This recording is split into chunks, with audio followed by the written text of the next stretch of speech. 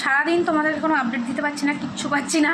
আর সকাল থেকে কাজ চলছে, কারণ কালকে লাস্ট মাল এগুলো আছাড় কটা।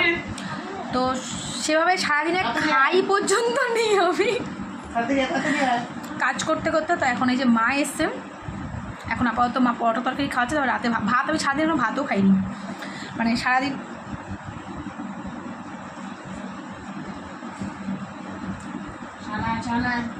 সারাদিন কাজ করতে করতে ভাত খাওয়ার সময় নেই, ছাতু মুড়ি খেয়ে কাজে বসে গেছি। কারণ কালকে অবধি চাপটা থাকবে, তারপর আবার চাপ, কারণ কালকে আমি আমার ঘরটা ঝাড়বো।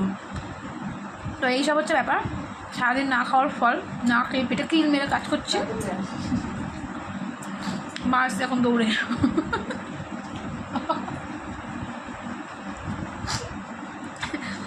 চলো পরে আবার আসবো, আপডেট দেবো।